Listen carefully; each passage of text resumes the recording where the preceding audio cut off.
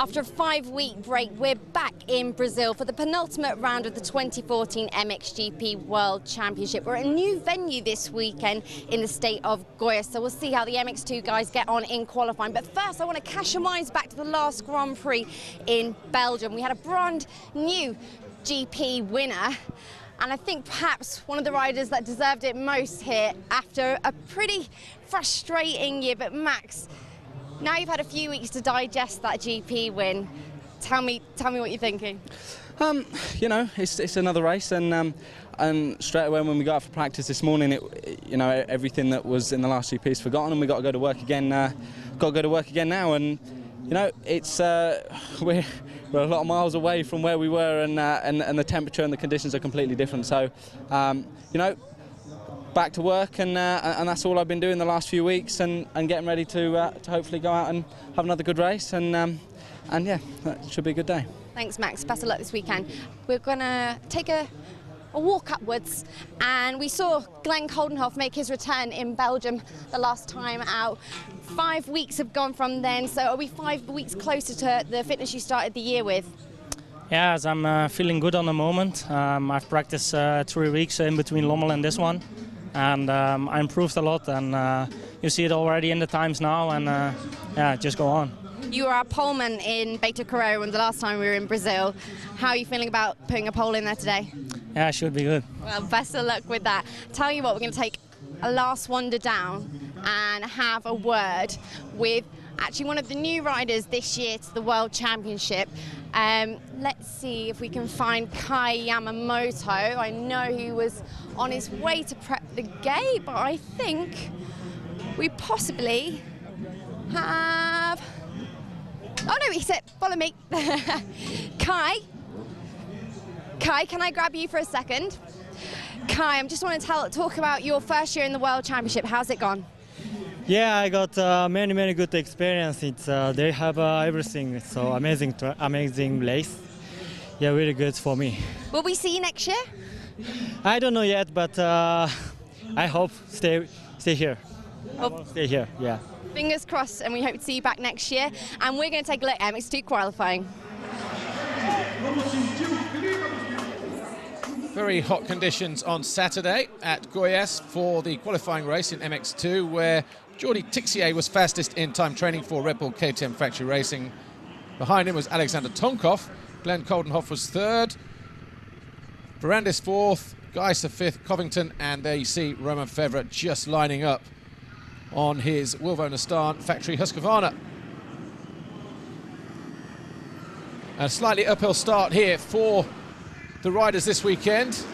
15-second board went up, quickly turned to 5, and the qualifying race got underway. On board quickly with Alexander Tonkov as the MX2 guys up into turn 1. See just ahead of him there, Jeremy Sewer. Tixier got off to a good start. So too did Guillot. Geiser coming around the outside of Tonkov as he got boxed in through the second corner. On board here still as he got past and retakes the position there from Guillot. Then just look up at the head here. Boutron got the whole shot, but then Lieber, who was in second, a neat pass up the inside on the approach to the Monster Energy jump. By the end of the first lap, Julian Lieber on the standing construct KTM was leading the way. Boutron was second. Fevre was in third at that stage.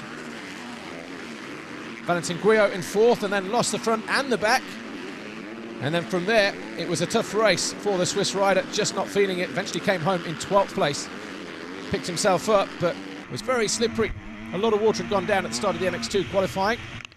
The battle for second was between the number 17 Silver Action KTM of Jose Boutron and Fevre, but Fevre neatly up the inside of the Spaniard and forced his way down the inside into second. And then he went after Julian Lieber. So Julian Lieber then under pressure as those two quickly started to pull away from the rest of the field. Boutron being left behind there in third position. In front of the main grandstands here. Julian Lieber looking good on that standing construct KTM, it has to be said, this weekend. But Romain Fevre looking very impressive in time training. And looking equally as impressive here in the qualifying race as well. See how he was having to work hard, but a slip gear there from Julian Lieber coming out of that right-hander, a stretch over that step up. But Romain Febvre eventually then found his way into the lead. Just had to get his head down then and focus on keeping ahead of the 33 of Liebert. Boutron was still in third at this stage, number 17. But he was being caught by Alexander Tonkov in fourth. Dylan Ferrandis on the CLS Kawasaki Monster Energy machine was just behind him in fifth place as well. And really starting to apply the pressure. A loose moment there for Liebert. But there's Boutron, then Tonkov fourth, Seward fifth, Koldenhoff sixth, Ferrandis in seventh position. But up front, and pulling clear pretty easily, it has to be said, Romain Febvre on the Wilvo Nastan factory Husqvarna going to town on everybody. But Julian Liebert equally impressive on that standing construct. KTM in second, put a good distance between himself and this guy here in third, Jose Boutron. But he was having a serious time. Ferrandis was the man on the move. He'd suddenly got himself up into fifth place as his teammate Tonus was down there in eighth. Thomas Covington just behind him, and also Max Anstey. As the race went on, the track started to dry out, the lap time started to come up. Jordi Tixier, we just saw there coming up over the tabletop a moment ago. Well, he was in eighth on the opening lap and fell on lap 2, the number 911 Red Bull KTM rider. And he was on a mission to get his way through the field.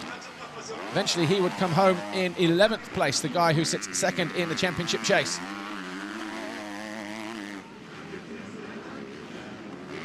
Boutron, though, with 4 laps to go, Tonkov was applying the pressure as Febvre looking very comfortable at the head of the field. A mistake there through the rhythm section, and that was enough for Tonkov to force his way through a couple of corners from the finish line and got himself up into third place. Boutron dropped down to fourth, but the crowd loving every moment of what this guy here was doing, Romain Febvre. He was a comfortable winner in the end. Listen to the noise of the crowd as well through the final corner. So Romain Febvre, he won the qualifying race for the second time this year. Julian Liebert was second, Alex Tonkov third, Ferrandis fourth, Koldenhoff was fifth here in Goias.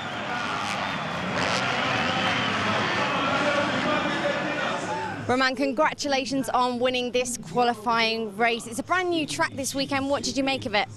Yeah, it is a new track, so it's really good. You know, the dirt, it's so good. The jumps are so nice, and I take a good start, and I know I have the speed to be first, and I did a great job. I pulled away, and it's a perfect race for me, and yeah, I'm lucky because when I came in Brazil here, I'm sick now, and it's difficult to talk and to breathe normal. So I'm happy from my result, and I hope tomorrow my body is a little bit better, then I can make first and first. Well, we hope you feel better for tomorrow's race. Well done, Romain. Well, Julian, a second place finish in qualifying is definitely not a bad way to start for your new team. Yeah, sure. I had the bike 2 weeks ago, so I couldn't train as lot the other riders. So yeah, my start was really good. I started second, and then I passed Boutron directly in the first round. And yeah, the rhythm was not like fair, but yeah, it was okay. It's good for me. I'm happy for the qualification, and hopefully I'm gonna try to do the same tomorrow. We'll see you tomorrow. Well done. Well, Alexander Tonkov, it definitely looks as though you recharged the batteries on that 5-week break. You've been incredibly fast all weekend. Yeah, I feel good all weekend. Like in the morning, I was like the fastest, and pre-qualify also went good. But qualify race had a pretty bad start, and it was really difficult to pass because they put pretty much water and was one line, and well, I spent like I think almost 20 minutes behind Jason, and my Tiro finish already, so I make a move in the end. So I know I can ride like faster than when I'm alone because the track is really like sketchy. You know, you have to really look for the lines. So I can wait tomorrow and hope for the better start, and for sure looking for the podium. Well done.